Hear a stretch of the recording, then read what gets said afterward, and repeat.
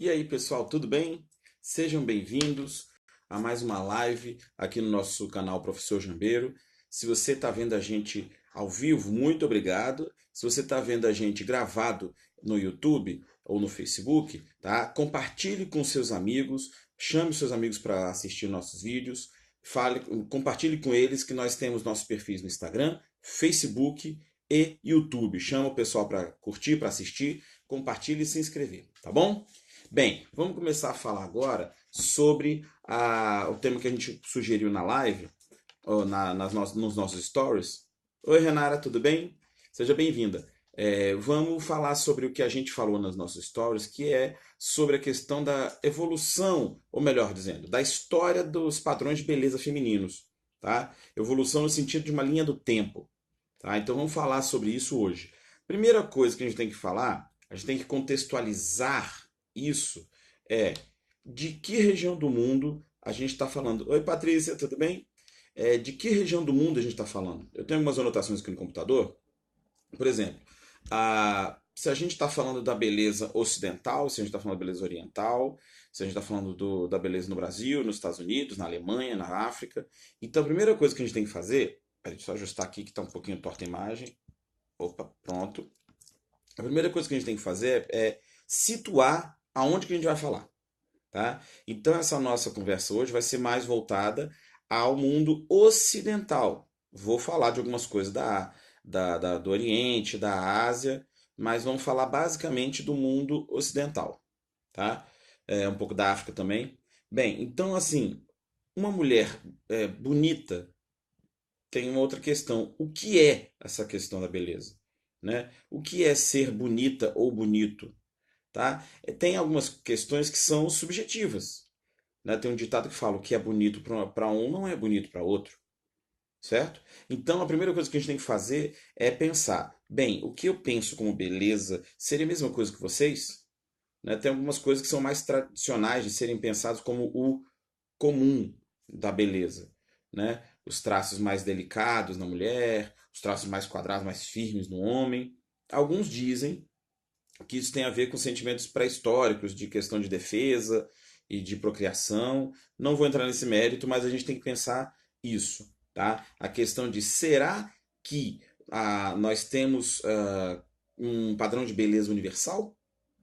Particularmente, eu acredito que não, tá? Então a gente tem aqui a primeira coisa, a, quando a gente vai falar de padrões, muitas coisas que a gente pode ver o padrão de beleza vai ser no início colocado como algo pelos homens. Né? Quem vai definir o que é belo ou não são os homens. Né? Porque a nossa sociedade é patriarcal. Tá? A nossa sociedade ocidental, principalmente, ela é patriarcal, ou seja, ela é voltada para as definições e os conceitos, as concepções que o homem definiu ao longo da história, milhares e milhares de anos. Tá? Então a gente tem a situação de quando se definiu o que era belo, foi pelo olhar masculino. Tá? E isso, Jambeiro, o que você acha disso? Eu acho que é uma visão que foi historicamente construída e que hoje, 2019, nos anos 2000, nós temos que desconstruir isso. Porque não se deve e não se pode colocar definições de padrões somente pelo olhar masculino. Afinal, existem dois polos nessa relação: o homem e a mulher. Tá? Bem, a gente pode até ir nessa questão desses parâmetros, né, iniciais, esses parâmetros da questão da submissão nesse ponto, né, por ser o parâmetro da beleza masculino, né, pelos olhos do homem, a questão de padrões históricos e até religiosos. Tá? Se a gente for pela questão religiosa, a gente pode ir nos registros bíblicos. Eu sei que isso vai dar pano para manga, mas é verdade. Se a gente vai registrar, se a gente vai verificar, por exemplo, nos registros bíblicos, tem um momento em que Eva come a maçã, dá para Adão, os dois são expulsos do paraíso e tal.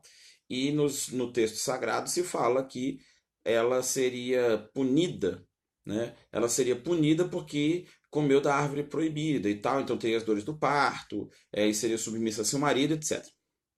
Então a gente teria uma questão até de um texto sagrado, um texto hiper, mega, ultra conhecido, como uma base para se justificar essa questão da dominação do homem em cima da mulher. né? Então, colocada essa situação, a gente vai botar o contraponto. Na África existia a figura das Candaces, que eram mulheres com poder e com autoridade, que muitas vezes governavam os reinos, tá? Então a gente já coloca um contraponto aí, na questão das relações de poder, né? Você tem a mulher em algumas regiões da África governando com autoridade máxima, né? Eram sociedades matriarcais, que não era o homem a base dessa relação, e sim a mulher, da mulher que saía o poder e não dos homens, como era o comum e o tradicional na história, certo? Bem, oi Marcela, tudo bem? Seja bem-vinda.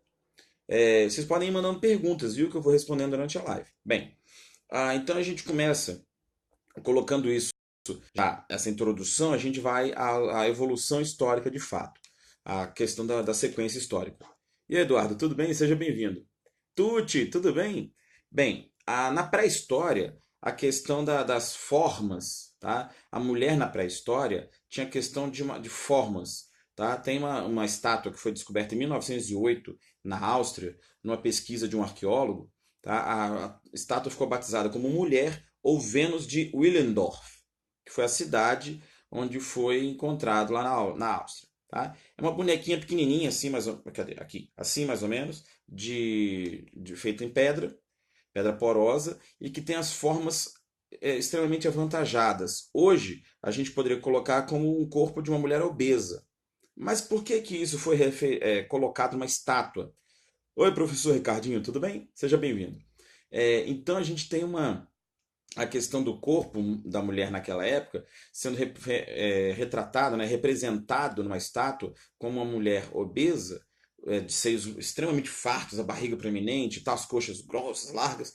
E por quê? Hoje em dia tem uma questão uma discriminação, de uma certa repulsa, né, que se vê infelizmente na sociedade, de pessoas que estão fora do padrão considerado o normal hoje em dia. E naquela época era extremamente interessante. Por quê? Porque se tinha noção na pré-história de que a mulher com um corpo farto traria a questão de fertilidade, ou seja, a mulher obesa seria extremamente fértil. Fértil no sentido de facilitar a procriação. E era isso que interessava. Ter um monte de filhos, porque a grande maioria morreria ainda em tenra idade, muito novinhos, porque na pré-história era a lei da selva. Nasce, corre para sobreviver, velho, porque você não vai ter muita chance contra a natureza, não.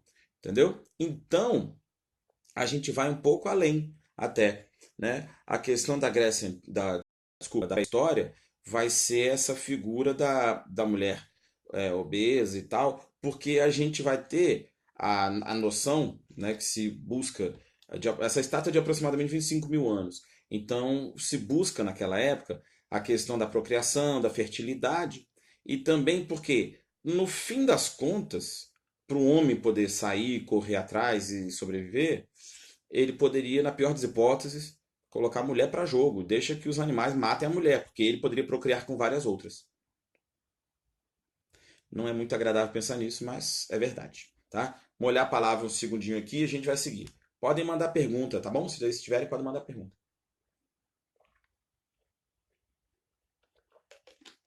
Então, seguindo. Ah, importante a gente falar disso, que é uma coisa que só se descobre no século XX, tá? Com os testes genéticos e tal, de século XIX para o século XX, da questão da procriação humana. E aí, Fontes, beleza? Seja bem-vindo. O que a gente tem no início? Ninguém sabia naquela época como que acontecia a procriação humana na questão genética, tá? Então se achava, era uma ideia que devia ser comum na época, de que a mulher já tinha todos os nenéns dentro do corpo dela e só iria sendo soltos à medida em que estavam, digamos, prontos. Então uma mulher obesa traria a imagem de, nossa, ela tem vários filhos ali dentro. Então ela é uma mulher grande porque ela vai permitir que se tenha vários filhos. O que importa pra gente é ter vários filhos, tá? Bem, aí a gente vai pra Grécia Antiga. Na Grécia Antiga, como eu falei, a gente vai falar mais do mundo ocidental. Na Grécia Antiga tem uma diferença que você vai buscar a questão do equilíbrio e da harmonia, tá? Então os jovens, homens e mulheres, iam novos ainda para o ginásio, né? Para poder trabalhar a questão do físico para servirem militarmente como soldados, ou indo para trabalhar nas atividades burocráticas, mas sempre com equilíbrio do corpo, tá? Com o corpo bem definido, os músculos bem definidos, sem ser bombadão, mas com os músculos definidos, com o corpo no equilíbrio harmônico, tá? Os músculos bem definidos do tórax, do abdômen, dos braços. Nas mulheres, o quadril numa proporção razoável, seios de tamanho razoável. As mulheres de corpo muito grande, quadris largos, seios fartos, não estavam dentro do que se considerava o padrão de beleza da Grécia Antiga. Tá? E além da questão do físico, buscavam também a questão do intelecto. Então você vai ter as mulheres gregas estudando quase tanto quanto os homens, tá? Coisa que só foi se repetir no século XX, tá? E ainda se está em busca disso, desse equilíbrio, certo? Na Idade Média, a gente tem o que se considera uma regressão, tá? Por quê? Quando você tem a Igreja Católica se tornando o poder dominante no Império Romano, no fim do Império Romano, se tornando primeiro uma religião autorizada, depois uma religião institucionalizada, né, a religião do governo, do império, o governo romano se torna muito poderoso. Acaba o império, mas a instituição a Igreja Católica continua. E nesse momento, toda a ideia da Idade Média é transferida para a questão do sagrado. Ficar sempre rezando, tudo fazendo em homenagem a Deus, em relação à questão do sagrado sempre. Com isso, o ideal de mulher deixa de ser a da mulher grega, do corpo bem definido, para a mulher santa. E qual é a mulher santa por excelência na Idade Média e na cristandade? Pronto, ajeitei aqui o tal caindo da cadeira. Qual é a mulher santa, por definição no cristianismo? Me diz aí.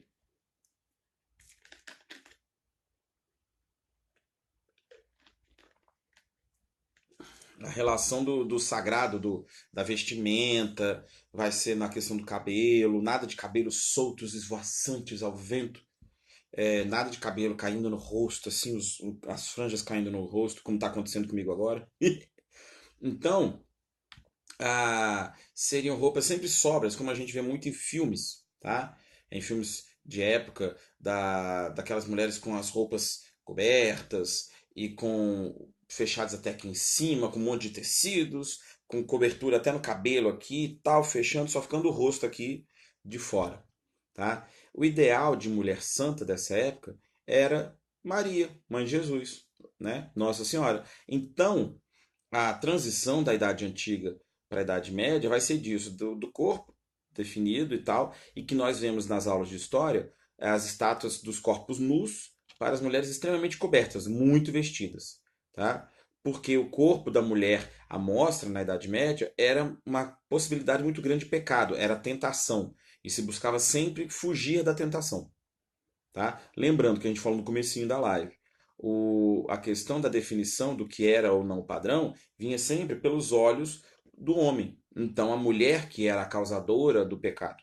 A mulher que seria a causadora, biblicamente falando até, do pecado e tal. Então, se tinha essa resistência grande, e na Idade Média, como era tudo voltado para a fé, para a religião, para Deus, então a mulher devia se cobrir, porque ela seria a causadora do pecado original e, consequentemente, ela tinha que ser coberta para não despertar a cobiça, o desejo, a luxúria dos homens, tá? Porque os homens, tadinhos, eles eram tão inocentes. Bem, é, e aí a gente vai para uma terceira etapa, uma quarta etapa, né? Falando da pré-história, Grécia Antiga, Idade Média, e vamos agora para o Renascimento. Como vocês estão já carecas de saber, o Renascimento ele vai ser o quê? Um resgate da Idade Antiga, tá? Vai ser um resgate dos ideais da Grécia e da Roma Antiga. Então você tem a volta dos corpos esbeltos, dos músculos bem definidos, tá? De muitas estátuas com o corpo nu. A gente vai ter o estudo do homem vitruviano de Leonardo da Vinci, as estátuas de Leonardo da Vinci, também as obras de Michelangelo, Donatello, Rafael, as tartarugas ninja, né? Então a gente tem as grandes representações do corpo humano e do ser humano, dos homens e das mulheres. A Vênus de Milo é da época da Renascença, então você tem o resgate daquelas imagens de corpos nus, de corpos com os músculos bem definidos. A questão do estudo da anatomia foi muito importante no Renascimento, tá? Esse resgate da antiguidade. Ah, e assim, mas não necessariamente a questão de corpos finos, esbeltos. Tá? As mulheres também de corpos de formas avantajadas, seios grandes, quadris largos, também era algo desejável. Tanto é que você pode ver em imagens na internet ou em livros de história, as mulheres do Renascimento, as representações artísticas têm as mulheres com o corpo esbelto e tal, músculos definidos. Nas imagens de quadros e tal, você tem as mulheres também com os corpos razoavelmente definidos, aqueles espartilhos de apertar a cintura assim, a mulher ficar sem conseguir respirar direito. Mas apertada ali para botar o quê? Botar uma forma na cintura para que ela ficasse, entre aspas, de acordo com o desejo masculino, desejável para o homem. Porque aquele monte de roupa que se via, que se vê em filmes e imagens, não se conseguia ter noção nenhuma do corpo da mulher. Então se apertava a cintura para se deixar ela mais apresentável, digamos assim, para o homem, e também com o corte da roupa, tá? Mais fechado aqui, mostrando um pedaço do colo feminino e mostrando às vezes uma parte dos ombros. Isso já na época do Renascimento era extremamente sensual e sedutor, tá? Então a gente vê a questão também do relacionamento da mulher com o corpo, das mulheres com os homens nesse momento, tá? Ah, aí a gente vai ter esse parâmetro basicamente. Peraí, pronto aqui, que eu subi a tela que sumiu. Bem, a gente vai ter esse parâmetro basicamente até o começo do século XX, tá? Dessa forma de se vestir, dessa forma de se comportar, inclusive em sociedade, né? Mais recatada, mais do lar e tal, tá? Aí a gente vem para o século XX, o mundo enlouquece, tá? Depois da Primeira Guerra, a gente vai ter e da Segunda Guerra, a gente vai ter várias mudanças na forma da mulher se vestir, da mulher ser vista como bela, tá? Nos anos 20, logo após a Primeira Guerra Mundial, né, você tem o boom econômico dos Estados Unidos, tem o começo da revolta dos costumes na Europa e nos Estados Unidos. Por necessidade, as mulheres começam a trabalhar, não mais só por vontade delas, mas por necessidade, porque na Europa, principalmente, milhões de homens, que era a força maior de trabalho, estão aleijados por causa da guerra, estão inválidos, estão com problemas psiquiátricos por causa dos conflitos.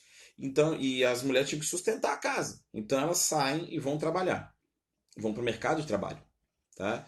E aí elas acabam indo para o mercado de trabalho usando roupas retas, tá? Bem retas, as roupas retas assim. Tem uma novela que era, acho que era o Cravo e a Rosa na Globo, que mostrava a Adriana Esteves disso, com uma roupa dessa, uma roupinha bem reta assim, parece que ela tinha botado um negócio de abajur reto assim, com um chapéuzinho redondinho, curtinho, parecendo um chapéu coco, tá? E um corte quase o Joãozinho assim. Por quê? Novamente é o que eu falei da questão da visão da mulher em relação ao homem. E aí, Daniel, seja bem-vindo. Quanto tempo? E aí, assim, a questão da mulher se vestir dessa forma, por quê? Como ela estava indo para o mercado de trabalho, trabalhar junto com homens, tá? Elas colocavam essas roupas para que as suas formas, as formas do corpo da mulher, não fossem sedutoras para os homens. Então elas buscavam chegar o mais próximo possível da forma que o homem se apresentava ao trabalho, para que elas não tivessem problemas no trabalho. Porque nessa questão, o elo mais fraco, que era a mulher, ia ser jogado fora. E elas precisavam de trabalho. Tá? Então você tem a roupa reta, a mulher com uma aparência bem sóbria e nada de querer aparecer com a roupa porque não era o objetivo. Tá? E esse corte de Joãozinho fez muito sucesso na época, um monte de mulheres utilizavam, e essas roupas retas. Às vezes, quando a roupa ainda dava uma certa forma para a mulher, colocava até faixas largas no corpo para disfarçar as formas da mulher. Tá? Podem mandar pergunta aí, viu?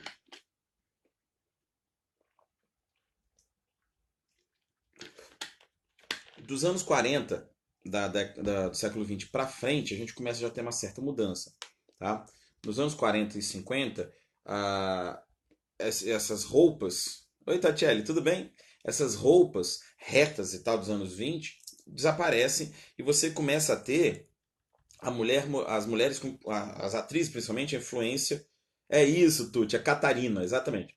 a questão das mulheres nos anos 40 e 50 já vão mudar. As atrizes de Hollywood vão começar a ditar a moda da vestimenta, a forma da mulher se apresentar, vai ser diferente, tá? As grandes atrizes, Rita Hayworth, Marilyn Monroe, tá? Que tinham quadris largos, seios fartos, coxas grossas, tá? Elas vão se mostrar muito mais desejáveis e voluptuosas e também desejosas. Elas vão chegar e começar a colocar a questão tipo, olha, pode parar, que não é só a sua opinião, homem, que interessa. A minha opinião de mulher também é válida. Eu vou me vestir como eu quero. O meu desejo é importante também. A minha forma de me vestir, a minha forma de me querer é importante. Tá? É clássica a imagem da Marilyn Monroe saindo de dentro do bolo cantando para o John Kennedy, né, o Happy Birthday to You, que eu não vou cantar, não tentem, não me peçam que eu não vou pagar esse mico. E aí ele é o símbolo máximo dessa época, que ela aparece em trajes mínimos e tal para o presidente dos Estados Unidos, que era o amante dela na época, ou ela era amante dele, agora não vou saber quem que começou esse relacionamento, não lembro. É, e, mas ela se torna, enfim, a questão do modelo de como é a beleza feminina. A beleza feminina nos anos 40 e 50 é Marilyn Monroe, aquela forma de corpo. Tá? No Brasil, a gente ainda ia ter um conservadorismo muito grande. Tá? Enquanto nos Estados Unidos, por exemplo, a Marilyn Monroe tirava fotos no começo dos anos 60, 50, 60, com biquínis para a época pequenos, aqui no Brasil a gente tinha as mulheres com roupas grandes, uns maiôs compridos, parecendo bermuda, né, com alças longas aqui, largas, e as roupas super recatadas, as mulheres grávidas, pelo que eu já pesquisei e tal, e já ouvi falar de muita gente daquela época, as mulheres grávidas quase não iam à praia, porque não era belo, não era bonito fazer isso. Até que a Nara Leão fala: oh, aqui pra você, ó, eu vou e vou feliz. Foi de biquíni pra praia, grávida, linda, maravilhosa, e começou a ser questionada, apontaram o dedo pra ela: você tá errada, você tá fazendo errado, não pode. Porque a moral daquela época, os costumes daquela época diziam que não podia. Mas ela estava à frente de seu tempo e começa a seguir um pouco a ideia que vinha de fora. Principalmente, como eu falei, do padrão Marilyn Monroe. De se mostrar. Né? Falou, olha, eu tenho essa beleza aqui. Estou aqui porque eu quero mostrar minha beleza. Gostou? Ótimo. Não gostou? O problema é seu. Tá? E aí a gente tem a sequência para os anos 60, né, dos 50 para 60, que continua mantendo o modelo da Marilyn Monroe, só que você passa a ter um confronto, assim, não direto, tá? Mas um choque de formas de se ver a beleza feminina. Uma era a forma da Marilyn Monroe, farta, de corpo largo, quadris largos e tal, e a Twigg, que era um modelo magérrimo, um palitinho assim, que tinha as roupinhas super delicadinhas, parecia uma boneca de louça. E super magérrima, então tinham esses dois extremos. A mulher hiper magérrima seguia o modelo da Twig, normalmente. Quem tinha um corpo com formas mais arredondadas, ia para o modelo da Marilyn Monroe. Então eram os dois padrões de beleza que existiam na época. E aí, Thiago, seja bem-vindo. Mas chegou já quase na parte final da live, olha. Aí então a gente vai ter esses dois modelos, né? O modelo da Twig e o modelo da Marilyn Monroe como beleza feminina, tá? Aí a gente vem para os anos seguintes, os anos 80, 90, e aí a gente vem para o que é mais recente, tá? Os anos 80 e 90 a gente vai ter mulheres altas, magras e com curvas, tá? Jambeiro, isso é possível? Sim, é possível. Quem é da minha idade, já beirando os 40, né? Eu já tenho 40. Você vai lembrar da Linda Evangelista, Naomi Campbell, Cindy Crawford no exterior e a Luisa Brunet no Brasil. Mulheres altas, magras e com curvas. Tá? É nessa época, nos anos 80, que no Brasil você vai ter a evolução lá da Nara Leão dos anos 60, indo para a praia de biquíni, causando escândalo, para o biquíni fio dental nos anos 80 nas praias. Né? As praias do Rio de Janeiro eram o termômetro do que era moda ou não nessa questão. E as mulheres com biquínis super, ultra, mega cavados, pequenos, né? E era a moda da época. Então a mulher deixa de esconder o corpo para se mostrar. Né? A questão da beleza feminina e do empoderamento feminino, adoro essa palavra. Do empoderamento feminino, ele se torna a questão de mostrar o corpo, né, de ser a beleza corporal que deve ser, que a mulher quer mostrar e se torna um padrão de se mostrar e tal. A Tucci, exceção. Roberta Close.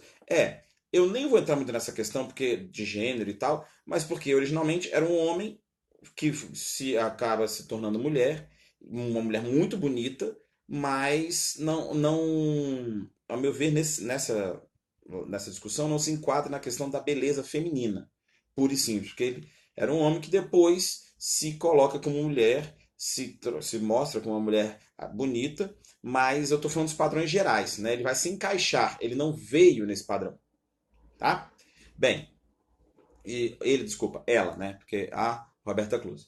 Bem, e aí a gente tem também nos anos 80 para o começo dos anos 90, ou melhor, dos 70 para 80, chegando até os 90, a Jane Fonda, atriz de Hollywood também, multimilionária, casou com o dono da CNN, e ela já era muito rica antes, né? E passou a utilizar a estrutura que ela já tinha de fama e de conhecimento, de network, para começar a vender vídeos de ginástica, né? Ela teve um novo mercado com essa questão de vídeos de ginástica, né? De dela ficar fazendo exercícios e tal, vendendo fita de videocassete para o mundo inteiro e ganhando uma fortuna com essas atividades. Então você tem, nesse momento, esses dois modelos também. A mulher curvilínea, alta e magra, né? Os que eu falei, Cindy Crawford, Naomi Campbell, Luisa Brunet.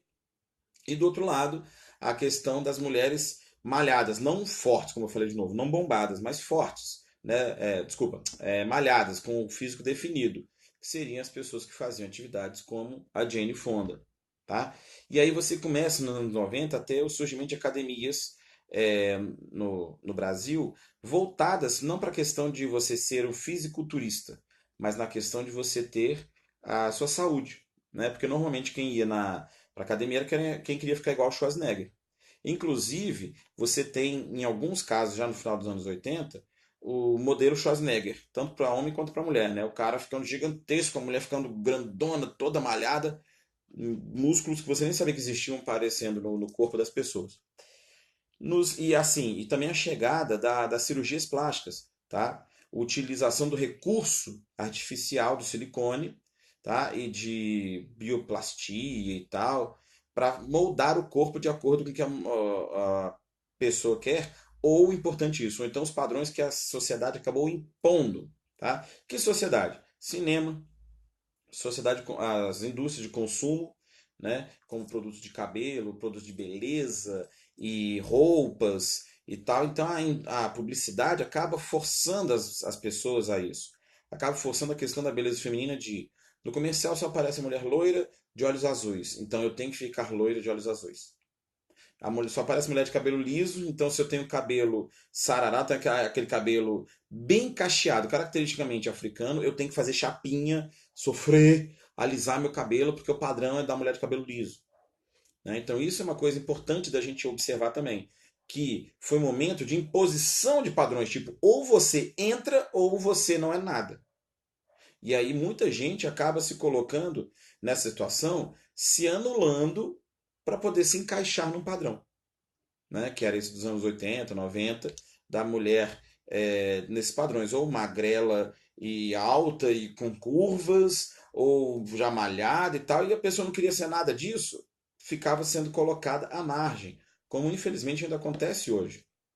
Tá? Tem muita gente que não é magrinha, também não é malhada, é normal, tem um corpo perfeitamente normal, às vezes uma barriguinha, tanto homem quanto a mulher, mas são considerados fora do modelo.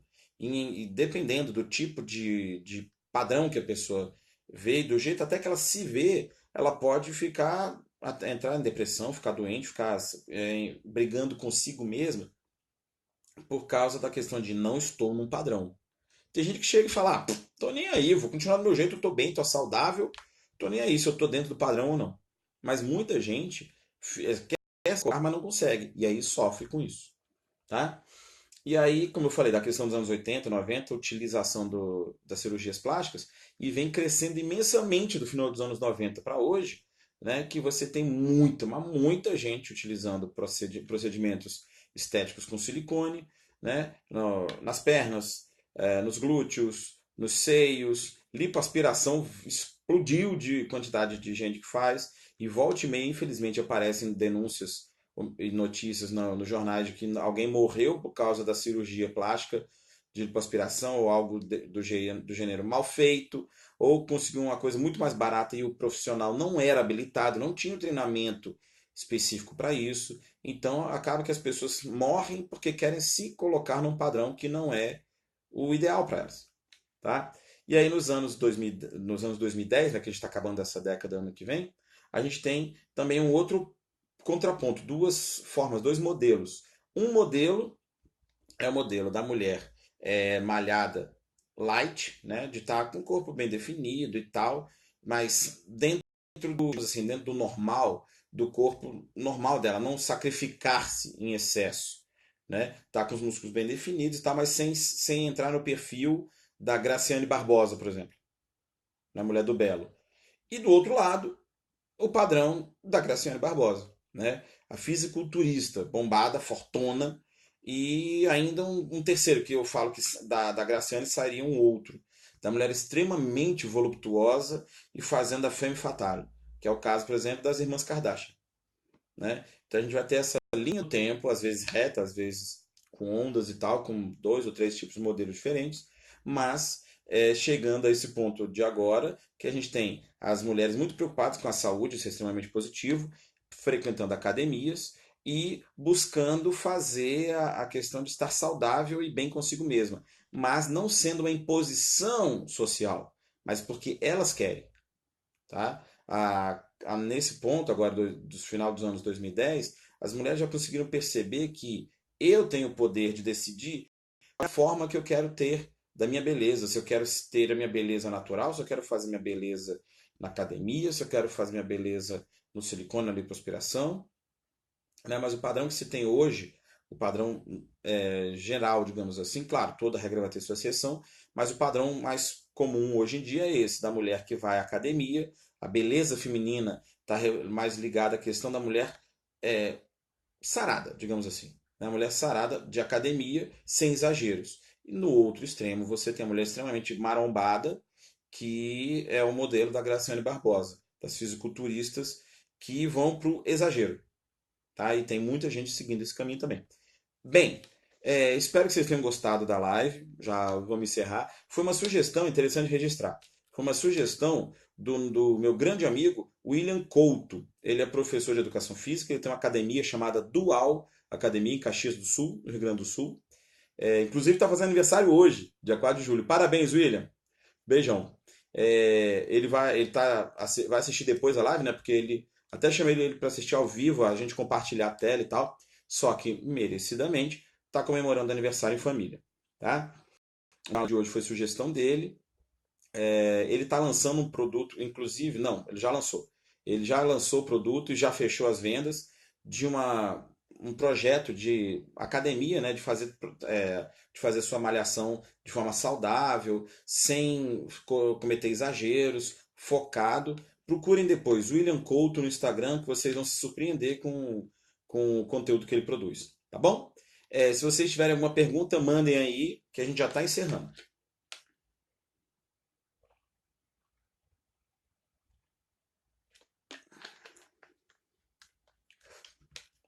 Bem, lembrando então, para a gente fechar, lembrando que para vocês se inscreverem, seguirem as nossas redes, tá? Facebook, Instagram e no YouTube, Professor Jambeiro, tá? E você que tem assistido as nossas lives, gosta do nosso conteúdo, curte o nosso conteúdo, se inscreve no nosso site, professorjambeiro.com.br, o link está na nossa bio, tá? Se inscreve no nosso site, professorjambeiro.com.br, para participar da live da semana que vem. Porque a live da semana que vem não vai ser aqui no Instagram, vai ser só no YouTube e somente para quem se inscrever no nosso site. Tá? A live da semana que vem vai ser diferente, vai ser só no YouTube, voltada para quem se inscrever no nosso site, www.professorjambeiro.com.br. Beleza? Tá bom?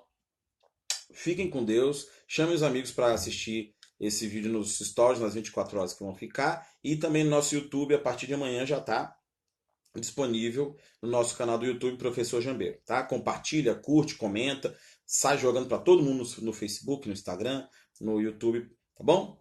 Beleza? E se inscreva nas nossas redes. Um beijo, fiquem com Deus, tchau, tchau.